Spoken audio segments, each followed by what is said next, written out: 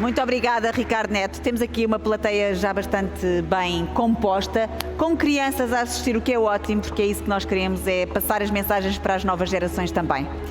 Muito bem, e então vamos continuar. A próxima conversa será dedicada ao tema Finanças Sustentáveis. Confesso que quando li o título pela primeira vez pensei, mas como é que as finanças podem ser ecologicamente sustentáveis? Isto, claro, partindo do princípio que se deixa de usar tanto papel. Vamos reciclar impostos? Talvez desse jeito, um ecoponto para a dívida pública. Será que o IRS pode compensar e motivar-nos a reduzir a nossa pegada ecológica? Será que temos de reduzir o número de recibos verdes, tal como temos de reduzir algumas áreas de consumo? Se calhar estou para aqui a divagar. Mas olhem, às vezes, divagar se vai ao longe. Embora a água seja a estrela do evento, é mesmo de finanças que vamos agora falar com um painel de excelência. Convosco, a especialista em Sustainable and Climate Finance, Sofia Santos, o economista do BCP, José Maria Brandão de Brito, o Managing Partner da Grosvenor, Duarte Costa, e Ana Sacoto, Legal Counsel e assessora do Conselho de Administração do Banco Bem. A moderação será a cargo de Leonor Ferreira, a quem dou olá, Leonor. Um aplauso para a Leonor, que está aqui a estrear-se hoje. Do jornal Eco. Boa conversa, Leonor. Obrigada. Obrigada a todos os que estão a assistir e também aos nossos oradores que são efetivamente de excelência. E sem mais demoras vamos a este tema das finanças sustentáveis. Sofia, começo por si, que nos acompanha em remoto, penso. Começava por lhe perguntar, o capital privado está a olhar para as finanças sustentáveis? É algo que já está a acontecer ou ainda é do futuro?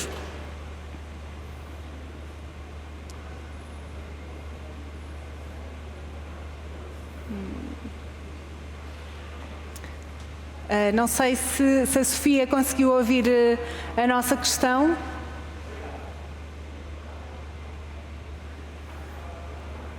Bem, tenho aqui o José Maria comigo e enquanto tratamos desta questão, trago a conversa para aqui, José Maria. Finanças sustentáveis e banca, isto jogam os dois?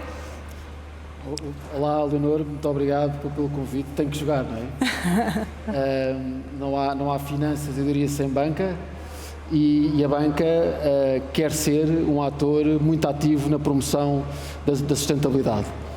Quer porque tem essa responsabilidade social e quer assumi-la em pleno, e quer também porque o regulador e o supervisor, os vários reguladores e supervisores, estão a empurrar o sistema financeiro para essa missão. E, portanto, aquilo que nós, ao nível do sistema bancário, já estamos a fazer e vamos ser cada vez mais obrigados a fazer, é, por um lado, incorporar todos os fatores, se quiser, um ecossistema ESG, de Environment, Social e Governance, transversalmente naquilo que é a estrutura do banco. Na estrutura de negócio, na estrutura da apreciação do risco, na estrutura da alocação de capital e, portanto, daqui vai sair, ou está-se a construir um sistema que vai promover as finanças sustentáveis, ou seja, o desvio do capital, das poupanças, do capital financeiro para investimento que permitam concretizar a neutralidade carbónica, a sustentabilidade social, boas estruturas de governo interno das empresas e não só.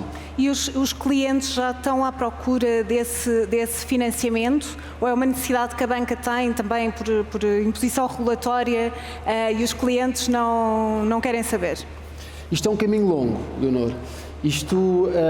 Nós estamos conscientes disso.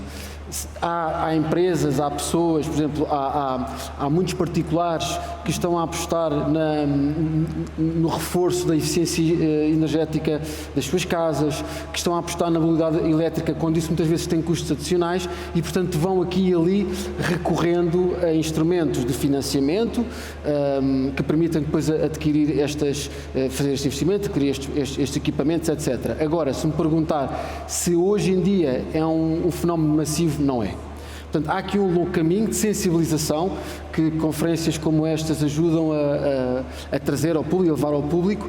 Há também um trabalho grande do lado da banca, e agora falo no negócio onde eu participo, em estabelecer uma oferta de produtos que seja convidativa. Acho que ainda não estamos lá, estamos a trabalhar, ainda não estamos lá, mas, e, portanto, é um esforço conjunto e com certeza vai dar bons frutos.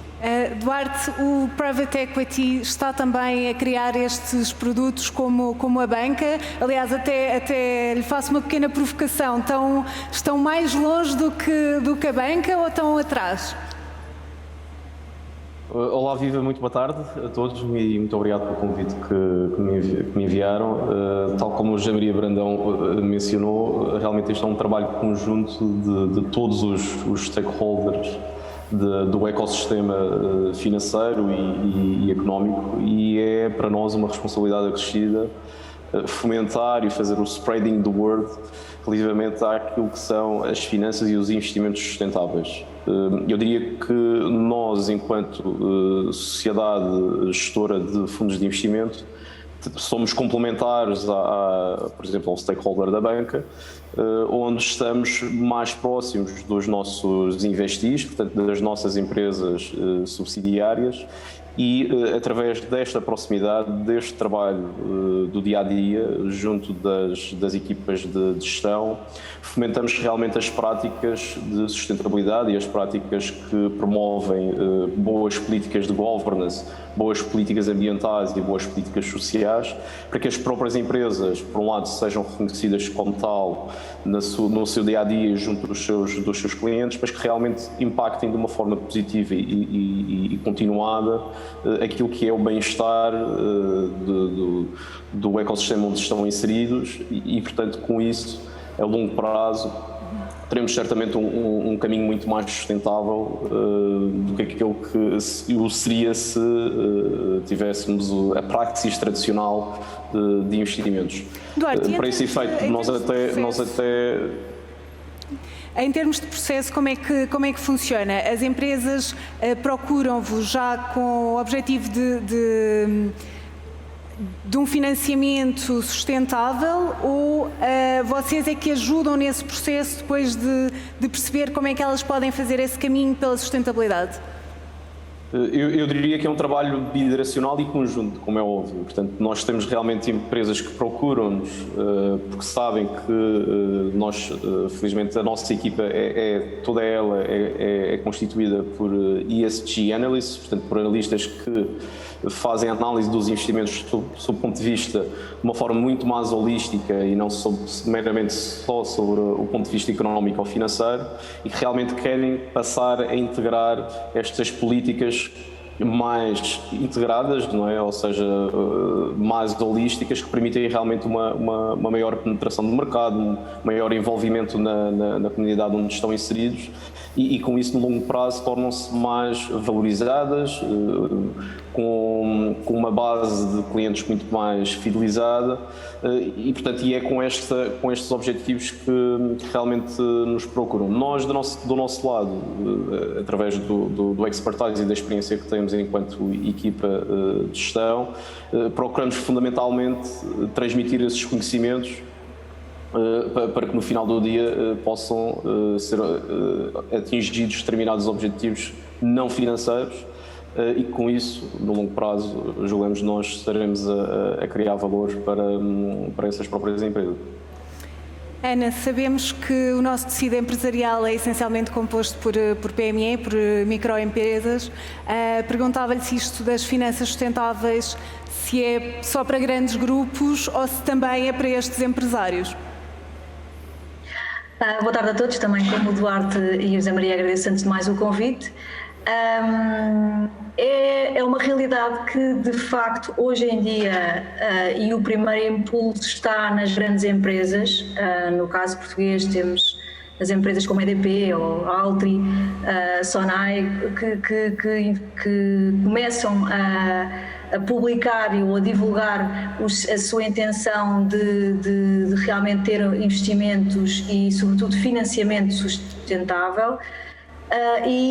Portanto, o caminho para as pequenas e médias empresas portuguesas, que é a maioria do nosso tecido empresarial, ainda está a ser feito, ainda tem que ser feito, enfim, interlocutores como a banca e como os investidores para a equity são seguramente veículos para essa literacia e para esse fomentar do financiamento sustentável ao nível do tecido empresarial, que não as grandes empresas cotadas que nós temos visto a avançar nesse domínio.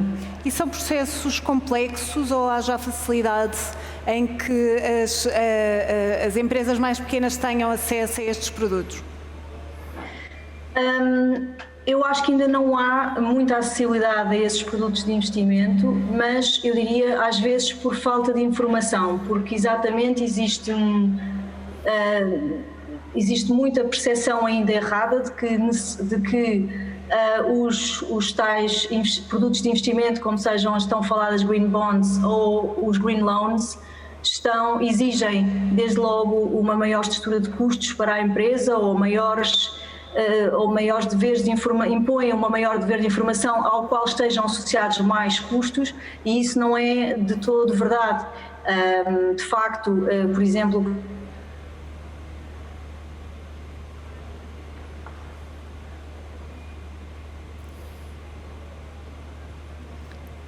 Ana, peço desculpa, deixámos de ouvir. Para o qual sejam vocacionados os fundos que são captados através desse financiamento, e depois que se cumpra aquele programa que se anunciou, que haja o tal direcionamento dos fundos para esse propósito. Mas há outras formas, designadamente Sustainable Linked Bonds, por exemplo, que permitem um misto de destino dos fundos de financiamento, ou seja, a atividade corrente da empresa e depois uma parte ser direcionada, por exemplo, já para produtos com essas características ou para áreas e projetos com essas características, e no fundo, mais uma vez, eu acho que o mercado está disponível para acolher as pequenas e médias empresas nesses processos. Falta de facto alguma informação ainda para chegar às empresas, e para o qual os agentes de mercado serão necessariamente aqueles que melhor poderão fazer passar a mensagem e aproximar essas empresas da procura que existe dos investidores, que, como o José Maria e o Duarte também já falaram. Duarte, preparamos-nos agora para entrar num momento histórico em termos de financiamento na Europa. Temos a bazuca, temos uma retoma que se espera que seja em força. Como é que as finanças sustentáveis casam com esta bazuca europeia? Eu diria que é a única forma de nós podermos recuperar, digamos assim, deste evento, e realmente é um evento que foi exógeno, ou seja, nós não contribuímos para ele, e portanto eu diria que não é uma crise financeira, é uma crise sanitária, como foi uma crise financeira, mas cuja recuperação não há dúvida que tem que ser de uma forma sustentável, ou seja, onde os fatores ESG, portanto Environmental, Social and Governance, que têm que estar de mãos dadas juntamente com os fatores económico-financeiros. E para isso os players de mercado, a banca, as equipas de private equity, que são os stakeholders que estão mais próximos do tecido empresarial, têm um papel, eu diria, preponderante, dada a forma, eu diria, hands-on, ou seja, no dia-a-dia, e sabendo das dores e dos desafios das equipes de gestão dessas empresas, poderão mais facilmente, com o seu guidance, com a sua experiência, com o seu expertise, realmente ajudar as empresas a se relançarem. E esse trabalho de antecipação está a ser feito? Eu diria que sim. Eu tenho falado com vários dos meus colegas de sociedades gestoras, e todos eles caminham para esta nova, que não é assim tão nova quanto isso, mas para este novo paradigma. Não, como sabemos, não há outra forma de criar valor se não conjugar estes fatores todos, e portanto todos eles estão cada vez mais sensibilizados e portanto estão inclusivamente a criar não só expertise interno, mas também adotar as equipas das ferramentas necessárias para poder implementar da melhor forma estes critérios junto das suas empresas subsidiárias. José Maria, o Duarte falava-nos nos vários players, incluindo a banca. Pergunto-lhe se vê também esta conjugação dos vários players e faço-lhe a mesma pergunta, de que forma é que se estão a preparar para esta enchente de financiamento? Com grande vontade e é um processo que já está perfeitamente planeado e já com a implementação em curso. Deixe-me só dar aqui um passo atrás, a propósito da pandemia e da bazuca, todas estas questões. A pandemia chamou-nos a atenção como sociedade global para que se calhar estávamos a correr depressa demais. Quando eu estava na faculdade, o mote principal era otimização, eram as políticas ótimas, eram os processos ótimos. E aquilo que nós percebemos com esta pandemia é que a sociedade e a economia precisa de alguma redundância para que, por exemplo, os americanos às tantas concluíram que 80% ou 90% dos antibióticos que eles utilizavam eram produzidos na China. É preciso de facto as sociedades terem a capacidade de se reinventar se sofrerem um choque. Aquilo que eu acho, que agora entro na bazuca, que eu acho que é a questão fundamental, aquilo que eu acho é que os líderes europeus perceberam ou então interiorizaram mais esta noção de que a Europa tem que ser um espaço económico sustentável, ou seja, onde haja tolerância para o ambiente, onde haja tolerância para a biodiversidade, onde haja tolerância para a coexistência de várias formas de ver o mundo, de estar, de sentir, de trabalhar e, portanto, aquilo que o facto de uma grande parte do financiamento da tal bazuca e dos programas plurianuais do 21-27, do InvestEU, tudo isso, o facto de uma grande parte ser nesta área do ambiente e do social, da sustentabilidade, significa que a Europa está disposta e quer muito dar esse salto qualitativo paradigmático e, portanto, é óbvio que um banco que não esteja atento para esta realidade está a dormir e está a perder uma enorme oportunidade que vem atrás desta mudança de paradigma e, portanto, a banca e os sistemas financeiros, e somos parceiros nisso e altamente complementares, tem que estar no centro e deve estar no centro da promoção desta transição e isto vai gerar muitos proveitos. Eu sei que numa conferência de sustentabilidade esta questão dos proveitos e os temas financeiros às vezes podem não cair tão bem, mas eles são fundamentais para alinhar incentivos e a banca e o sistema financeiro vai lá estar de modo próprio, por interesse próprio, mas também de mãos dadas com todos os stakeholders neste processo de transição. Então, deixe-me perguntar-lhe sobre essa questão dos proveitos. Há espaço para retornos competitivos ou atrativos do ponto de vista do investidor e, se não, haverá capital se não houver retorno?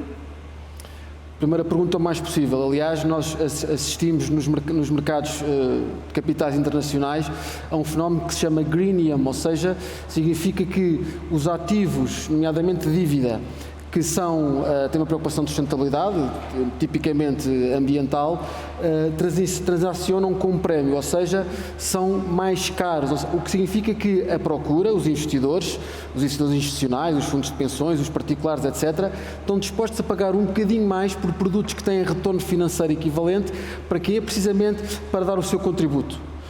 Para esta transição de paradigma, para esta transição para uma maior sustentabilidade. E, portanto, isso demonstra de facto que existe essa preocupação. Relativamente à sua segunda pergunta, é muito difícil o capital fluir para onde não há retorno, porque a natureza do capital é essa mesma.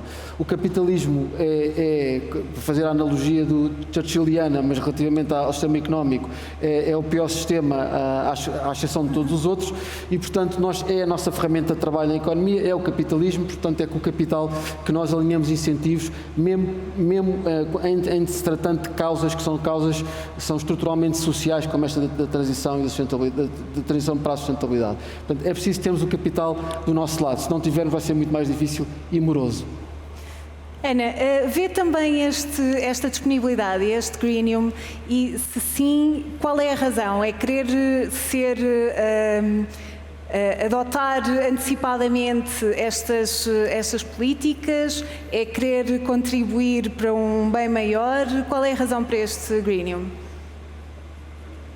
Eu acho que enfim, eu concordo absolutamente com o que disse o Zé Maria, portanto não queria repetir as palavras dele, mas eu acho que efetivamente há uma procura do lado dos investidores, também como há uma maior sensibilidade por parte dos reguladores e dos supervisores para estas matérias e, portanto, também ao mesmo tempo preparar aquilo que será provavelmente a procura dos investidores para o futuro, não só das novas gerações, tanto se fala, e que são bastante mais sensíveis aos temas, provavelmente, de sustentabilidade do que as gerações passadas, e esses são também atores para o qual nós olhamos no futuro, porque o capital estará provavelmente com eles nessa altura, e também oferecer-lhes essa oferta mais verde, não necessariamente só verde, porque eu acho que é importante também referir, embora estejamos aqui num evento mais virado para a parte de sustentabilidade ambiental, mas o facto do social e do governance, que são as outras duas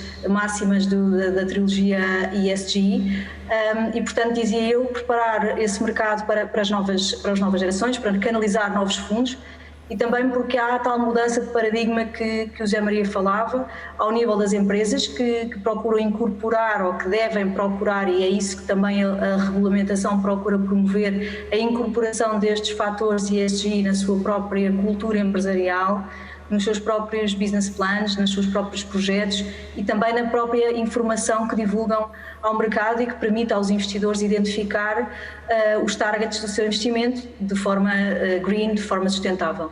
Ana, e tocou aí um ponto fundamental que queria exatamente perguntar-lhe. Numa altura de emergência climática, que é inegável, o S e o G estão a ficar para trás? Eu acho que não estão necessariamente a ficar para trás, talvez tenham até à data tido menor protagonismo na mensagem que se passa, precisamente porque houve uma primeira vaga, diria, de promoção ou de divulgação e de informação mais virada para o ambiente, para o environmental, mas já há sinais de viragem ou de tendências também relacionadas com o social ou com o governance. Basta pensar, agora ocorre no caso, por exemplo, da emissão de dívida da União Europeia virada para um projeto precisamente na área do social, laboral, de fomentação de dívida sustentável nessa perspectiva social, e claramente há empresas que incorporam esse fator, o social, porque a primeira tendência, não tanto nesta trilogia, foi o governance virado para o corporate governance, mas numa diferente perspectiva, de organização das empresas, de maior disciplina, transparência e participação dos vários stakeholders ao nível do governance. Esta perspectiva do governance aqui, sustentabilidade, tem mais a ver com diversidade e perfil de gestão com sensibilidade para estes temas de sustentabilidade. E o social, por sua vez, é até uma matéria que eu pessoalmente acho que é mais fácil no tecido empresarial português, se calhar começar nessa parte a haver uma maior penetração, porque tem a ver muito com políticas de cariz, de sustentabilidade social nas empresas, organização das empresas, mais uma vez, diversidade, etc., que eu acho que, do ponto de vista, lá está, de custos que há pouco falava, é se calhar uma vertente mais fácil de implementar com menor percepção de custos e levar as empresas a começar, por exemplo, por aí.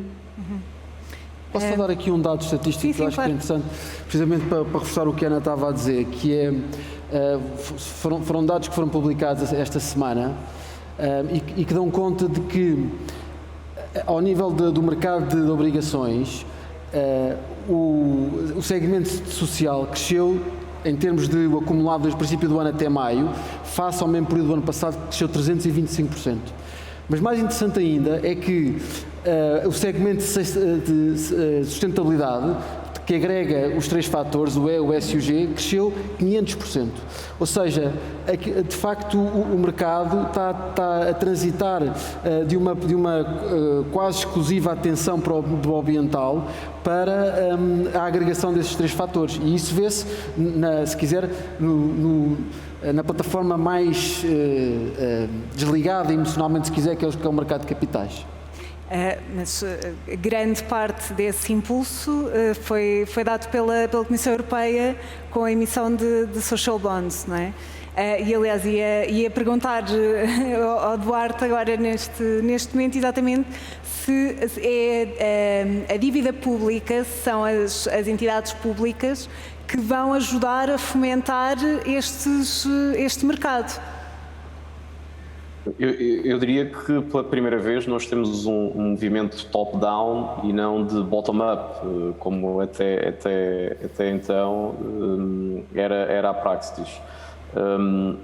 E isso é extremamente importante porque dá-nos mais força a todos nós para podermos implementar realmente as grandes políticas e os grandes vetores de objetivos que neste caso a Comissão Europeia se propõe.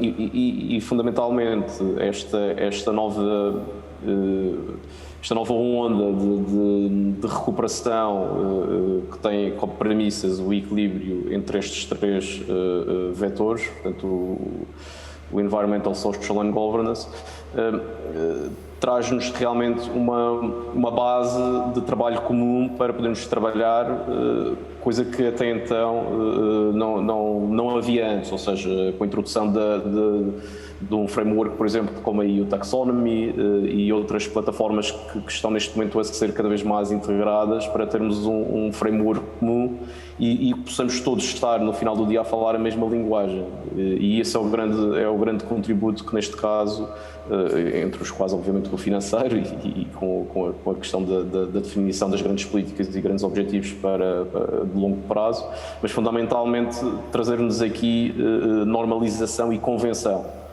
Isso é fundamental para que no dia-a-dia, no bottom line, todas as empresas possam realmente integrar aquilo que são os fatores críticos de sucesso em termos de informação não financeira e fatores não financeiros na vida das suas empresas.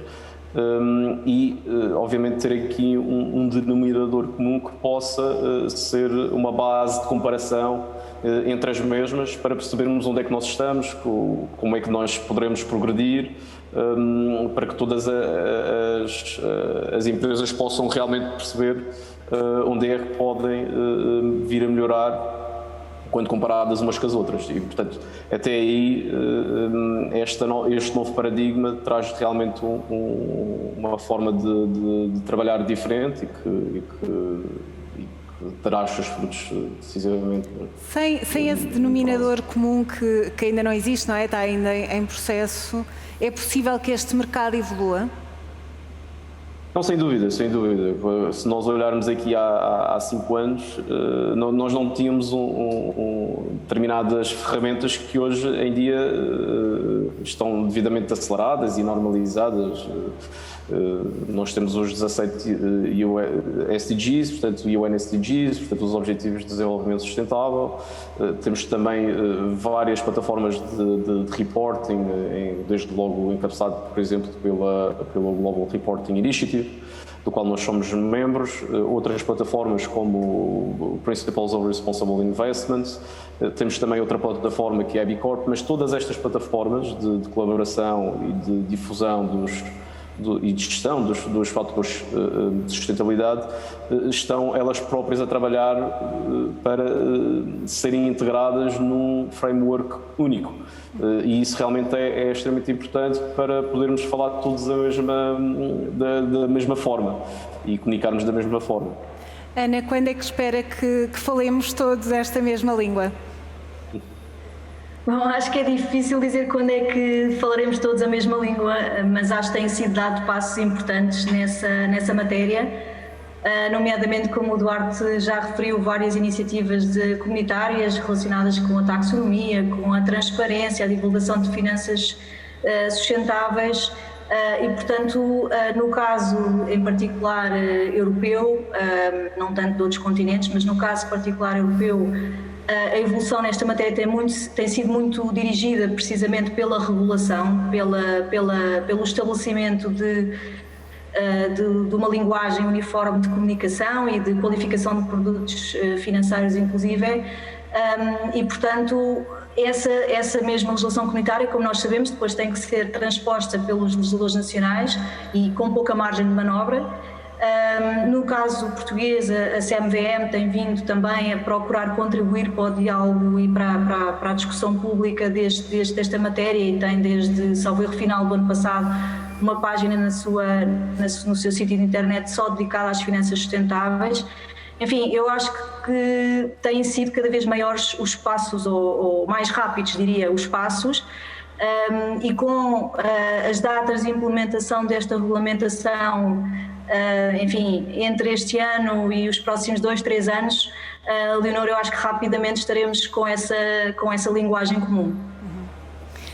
José Maria, sabemos que a regulação está a acompanhar muito de perto estas questões, e com este aperto da regulação há espaço para os criptoativos? Como assim? No sentido em que... Os criptoativos podem fazer parte das soluções de financiamento sustentável e também serem aceitos pelos reguladores? Ok, já percebi. Eu acho que sim. Aliás, é muito engraçado, toda esta conversa é sobre alteração de comportamentos no sentido da sustentabilidade também ambiental e ecológica. E é engraçado ver como, se calhar, o mercado mais global de todos, que é a mineração de criptoativos, Bitcoin, etc., porque funciona em todo o mundo, é completamente indiferente se um bloco de Bitcoin é minerado na China ou na Austrália ou no Quebec ou em Lisboa, e funciona 24 horas por dia, 365 dias por ano. E é engraçado ver como que a preocupação da pegada ambiental já operou uma transformação radical na forma como os mineradores de criptos se posicionam. Por exemplo, nós vimos, só para dar aqui um exemplo, que neste momento há muitas empresas de mineração de Bitcoin que põem o seu hardware em contentores, que deslocam para perto de poços de petróleo, que extraem o petróleo e não têm o que fazer ao gás que está associado e que tipicamente é queimado ou é lançado na atmosfera sobremetante. Portanto, tudo isto são gases de estufa e, portanto, o que é que eles fazem? Eles, com esse desperdício, geram no local eletricidade com a qual depois fazem a sua mineração. Como, por exemplo, também estamos a ver algumas empresas de mineração irem para os geysers da Islândia para ter aquela energia renovável e que é completamente desperdiçada, ou para as barragens hidroelétricas do Quebec, no Canadá, que tem uma sobreprodução muito grande. Então, ou seja, é precisamente os incentivos económicos, e há bocado fazia-me essa pergunta, os incentivos económicos vão ser muito importantes a acelerar este processo. Não chega, mas vai ser. E, portanto, eu acho que esta é uma provocação, uma aposta que eu deixo no ar. Eu acho que a mineração de Bitcoin vai ser das indústrias pesadas aquela que mais rapidamente se vai tornar carbonicamente neutra. E pode-se aproveitar a mineração de Bitcoin, como nesse caso do petróleo, para aproveitar subprodutos e ser neutro em carbono? É exatamente essa a ideia. Como, por exemplo, há outros mineradores que estão a fazer...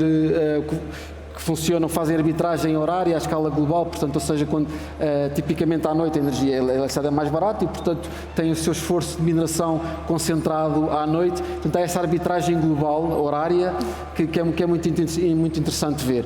Eu acho que isto vai ser depois transportado para outros setores de atividade. Não sabemos exatamente como é que isto tudo vai casar, mas eu acho que a alteração de paradigma, que eu diria que é mais social, que corresponde à sustentabilidade, vai ser muito bem integrada por outras alterações paradigmáticas mais na esfera tecnológica, como as blockchains, como outras robótica, inteligência artificial, que são também grandes consumidores de energia e, portanto, vão ter necessidade também de energia e vão ter que fazer esta viagem da sustentabilidade. Infelizmente estamos mesmo no fim do nosso tempo. José Maria, Eduardo, Ana, obrigada pelo vosso contributo, pelo vosso tempo e obrigada a todos os que assistiram. Obrigado. Muito obrigada. Boa tarde.